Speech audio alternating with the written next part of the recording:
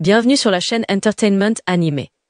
Ici, nous plongeons dans les aventures épiques et inoubliables de l'univers de One Piece, où Monkey D. Luffy et l'équipage du chapeau de paille naviguent à contre-courant pour réaliser leur rêve, devenir le roi des pirates. Alors, assurez-vous de vous abonner et d'activer la cloche de notification pour ne rien manquer des dernières mises à jour concernant l'univers de One Piece. L'histoire commence avec deux chevaliers sacrés qui ont quitté le château du village de l'Ouest après avoir échoué à obtenir des informations sur Loki auprès des gardes du château. En chemin, ils rencontrent un groupe de géants d'Elbaf rassemblés au cœur d'une forêt dense. Sans perdre de temps, le double de Shanks utilise immédiatement le Oshoku Haki pour immobiliser les géants. La pression écrasante de ce Haki rend tous les géants incapables de bouger, leur visage figé dans la terreur. Un des chevaliers sacrés demande d'une voix autoritaire « Où se trouve Loki ?» Mais comme avec les gardes du château précédemment, les géants restent silencieux. Leur fierté inébranlable, caractéristique des habitants d'Elbaf, les empêche de trahir leur prince, même face à la menace de mort. Impatient, l'un des chevaliers sacrés déclare froidement « Si vous refusez de parler, il n'y a aucune raison de vous laisser vivre. » En un instant, il commence à massacrer les géants sans défense. Les cris déchirants résonnent dans la forêt, mais cela ne fait pas vaciller la détermination des deux chevaliers sacrés. Après l'échec de leur tentative pour obtenir des informations, les deux chevaliers sacrés décident de se séparer. Ils se voient confier deux missions majeures ordonnées directement par Im-sama. Le gouvernement mondial prévoit d'attaquer et de conquérir Elbaf, la terre des géants. Cependant, avant le début de cette grande guerre, le gouvernement mondial souhaite s'approprier le fruit du démon de Loki pour renforcer leur rang, notamment parce que certains chevaliers sacrés ne possèdent pas encore de pouvoir lié à un fruit du démon. En plus de Loki, le gouvernement mondial se sent menacé par l'existence de la bibliothèque de la Chouette, un lieu mystérieux qui abriterait des documents et des connaissances anciennes. Les rumeurs concernant cette bibliothèque sont parvenues aux oreilles d'Im-sama. Le gouvernement mondial craint que cet endroit ne contienne des informations secrètes pouvant menacer leur domination, y compris des révélations potentielles sur le siècle oublié Void Century. La bibliothèque des hiboux est devenue l'une des cibles principales du gouvernement mondial, car elle abrite des documents essentiels, y compris des vestiges d'Ohara sauvés par quelques érudits avant que l'île ne soit détruite. Ces crises sont supposées contenir des secrets majeurs sur le siècle oublié, l'existence des armes antiques et des informations liées aux poneglyphes, pouvant menacer la position du gouvernement mondial. Deux chevaliers sacrés, les jumeaux de Shanks et une chevalière sacrée, ont reçu de nouvelles indications après avoir aperçu Lilith et Bonnet volant dans les airs. Le frère jumeau de Shanks a immédiatement proposé qu'ils se séparent pour accomplir leur mission plus rapidement. Le jumeau de Shanks a décidé de rester concentré sur la recherche de Loki. Il prévoit de voyager à travers différentes régions d'Elbaf pour collecter des informations, n'hésitant pas à recourir à des méthodes brutales telles que l'interrogation et la torture des géants qu'il croise. Pour lui, Loki est la clé pour garantir la conquête d'Elbaf par le gouvernement mondial. Pendant ce temps, une chevalière sainte reçoit pour mission de suivre Lilith et Bonnet. Elle doit localiser la bibliothèque du hibou et la détruire, afin de s'assurer qu'aucune information susceptible de menacer le gouvernement mondial ne puisse être divulguée. La chevalière sacrée a hésité un moment, consciente de la présence des pirates du chapeau de paille à Elbaf. Cependant, le jumeau de Shanks lui a fermement rappelé que leur priorité actuelle était d'accomplir leur mission. Les pirates du chapeau de paille ne devraient être pris en compte que s'ils interfèrent dans leurs tâches. Si cela arrive, n'hésitez pas à tous les éliminer, déclara-t-il froidement. Forte de sa confiance en ses capacités, la chevalière sacrée accepta ses instructions. Ils partirent immédiatement à une vitesse fulgurante grâce à la technique Soru, chacun se dirigeant vers son objectif.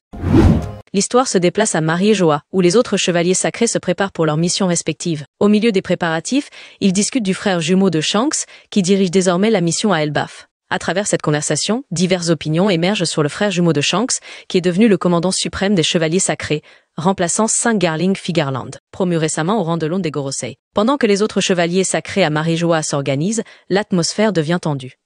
L'un d'eux commente si le commandant suprême lui-même est envoyé à Elbaf. Cela signifie que cette mission est vraiment d'une importance capitale. Un autre chevalier sacré répond froidement, inutile de se préoccuper des missions des autres. Concentrez-vous simplement sur nos propres tâches. Toutes ces missions sont importantes, et elles doivent toutes être accomplies parfaitement. Dans cette scène, on voit le design des personnages des chevaliers saints. Chacun arbore une apparence élégante et unique, reflétant leur puissance et leur personnalité. Certains portent des armures d'un style futuriste, tandis que d'autres se combinant des éléments traditionnels avec une touche moderne. Leurs armes varient également, allant d'épées légendaires à des équipements basés sur des technologies avancées. L'histoire se déplace vers la salle d'autorité à Mariejoa, où les 5 doyens Gorosei sont réunis. Saint Jupiter est en train de communiquer avec Akainu via un escargophone d'Undenmushi. Nous avons besoin que les marinés collaborent avec les chevaliers saints. La situation mondiale devient de plus en plus chaotique. Et cette mission exige une coordination parfaite, déclare Jupiter d'un ton ferme. Akainu, avec une expression sérieuse, répond « Je comprends. Je vais préparer les meilleures troupes pour les soutenir. Cette fois, tout doit se dérouler sans le moindre écart. » Après avoir raccroché, Akainu convoque immédiatement ses subordonnés. D'un ton autoritaire, il ordonne « organiser nos troupes de manière impeccable ». Cette fois-ci, il ne doit y avoir aucune faille. Nous ne permettrons pas que la situation n'empire davantage. Retour dans la salle des Gorosei. Ceux-ci discutent du rôle et des capacités des chevaliers saints. L'un d'eux commente « Cette génération de chevaliers saints est la meilleure de toute l'histoire. Ils sont jeunes, talentueux et possèdent un potentiel extraordinaire. » Notre Gorosei ajoute, y compris l'enfant de Garling, qui se trouve actuellement à Elbaf. Avec leurs capacités, nous pouvons être certains que chaque mission sera accomplie avec succès. Le monde reviendra sous notre contrôle. Un optimisme envahit la pièce. Cependant, derrière cette confiance, une tension palpable règne. Le monde est au bord d'un chaos immense et chaque décision prise par le gouvernement mondial déterminera leur destin.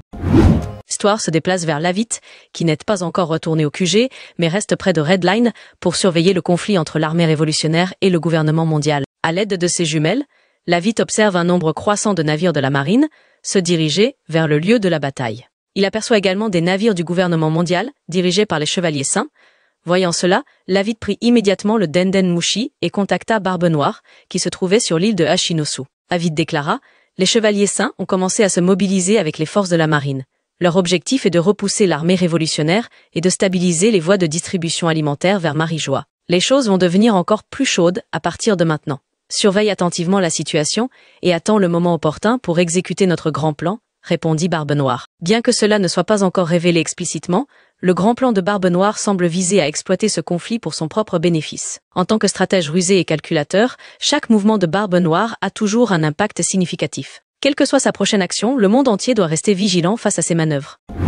L'histoire se déplace ensuite vers le royaume de Kamabaka, le quartier général de l'armée révolutionnaire. Là-bas, des informateurs commencent à envoyer des rapports importants aux dirigeants de la révolution. Premier rapport, les chevaliers sacrés se déplacent désormais avec la marine pour résoudre les problèmes liés à la distribution des denrées alimentaires. Deuxième rapport, un informateur, travaillant sous le gouvernement mondial mais secrètement en soutien à la révolution, révèle que des chevaliers sacrés ont été envoyés sur l'île d'Elbaf. Après avoir reçu ces rapports, Dragon esquisse un léger sourire et déclare enfin « Les chevaliers sacrés commencent à quitter leur base. C'est le moment que nous attendions.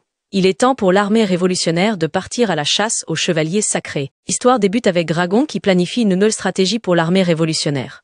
Sachant que les chevaliers sacrés se dirigent vers l'île d'Elbaf, Dragon divise ses troupes afin d'agir plus efficacement. Tabo, qui entend cette nouvelle, se porte volontaire pour se rendre au pays des géants. Il souhaite traquer les chevaliers sacrés présents sur place tout en retrouvant Luffy, qui est connu pour être actuellement à Elbaf. Morley, qui entretient un lien spécial avec Elbaf car c'est son village natal, demande également la permission de participer. Dragon accepte leur proposition. Sabo et Morley se préparent immédiatement, bien que le voyage du royaume de Kamabaka à Elbaf soit long à cause de la grande distance. L'arrivée de Sabo et Morley à Elbaf devrait rendre le conflit déjà intense encore plus complexe, avec de nombreux personnages puissants impliqués. Elbaf devient un champ de bataille stratégique pour les différentes factions en jeu. À Elbaf, Luffy et une partie de son équipage continuent de faire la fête avec les géants. La célébration, initiée par les géants, est remplie de joie, comme l'avait mentionné Saul dans un chapitre précédent. Si les géants commencent une fête, elle durera longtemps. Voilà une théorie qui pourrait se concrétiser dans le chapitre 1136. Qu'en pensez-vous? N'hésitez pas à partager vos idées dans les commentaires.